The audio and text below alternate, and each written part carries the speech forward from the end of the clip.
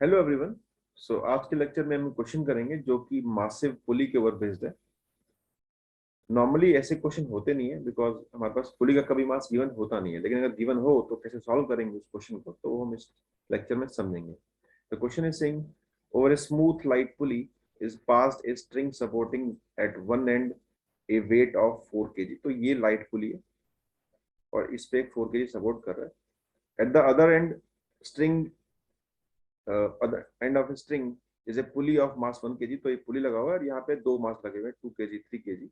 Find करना है हमको एक्सप्रेशन ऑफ 4 kg कितना होगा और एन फाइंड करना है यहाँ पे। ठीक है, तो क्वेश्चन करना शुरू करते हैं पहले बेसिक तरीके से। तो लेट्स सपोज की टेंशन जो है यहाँ पे कुछ टी है और यहाँ पे टेंशन कुछ टी है और यहाँ पे टेंशन कुछ T1 है।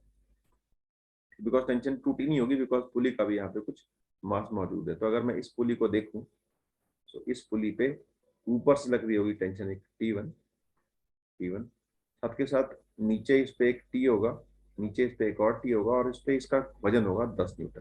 ठीक है, अब मानते हैं इन सबका एक्सलेशन कहीं मान सकते हैं। लेट्स सपोज कि ये मान लेते हैं कि ये ऊपर जा रहा है A1 से, ये मान लेते हैं ये A2 से ऊपर जा रहा है और ये मान लेते हैं कि नीचे आ रहा है ये A3 से।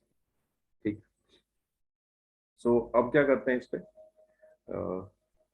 पहले निकालते हैं सबका एक्सलेशन कितना कितना होगा। तो पहले लगाते हैं 2 kg वाले ब्लॉक के लिए। 2 kg पे नीचे 24, तो लिख सकते हैं कि दिस इज इक्वल टू और T-20 is equal to 2A1। So A1 निकल के आएगा T/2 - 10। क्वेश्चन 1। अब चलते हैं 3 पे, इसको भी हमने ऊपर माना। This is T-30 is equal to 3A2। So A2 is equal to T/3 - 10। Question number 3 बोल देते हैं, 2 बोल देते हैं इसको। अब चलते हैं इस पुली पे। ये पुली भी ऊपर जा रही होगी और अगर ये ब्लॉक नीचे जा रहा है A3 से, दैट मीन्स कि ये रस्सी कनेक्ट है इससे, देख सकते हैं आप।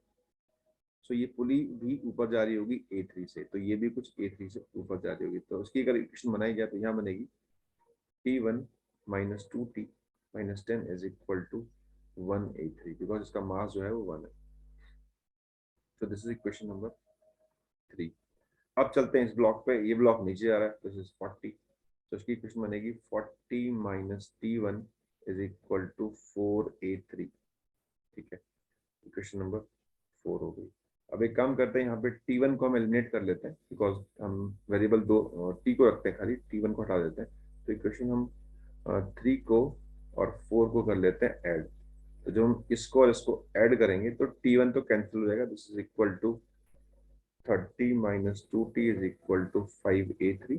सो A3 निकल के आएगा ये 6 - 2T/5। Equation number 5। तो हमारे पास कुल मिला के ये इक्वेशंस आ गई हैं जो हमारे काम की हैं। ये टी की टर्म में आ गई, एक ये आ गई और एक ये आ गई। ये तीन हमारे काम की क्वेश्चन है। अब चलते हैं कंस्ट्रेंट के ऊपर, कंस्ट्रेंट से क्या करना होगा। सो अगर मैं इस पुली को देखूं तो इस पुली पे एक रस्सी ये लगी हुई है, एक रस्सी ये लगी हुई है, एक रस्सी ये लगी हुई है।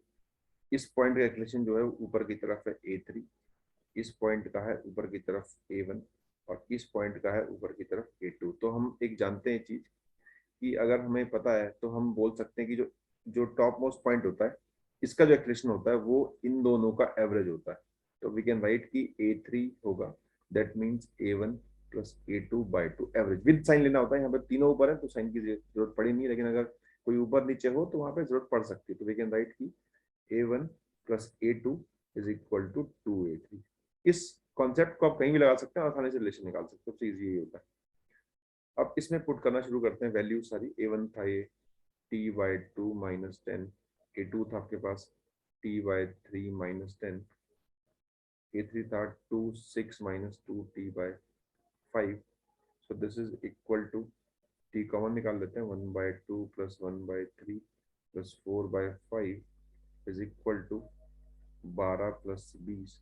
सो दिस इसका एलसीएम आएगा निकल के 30 and this is equal to 49।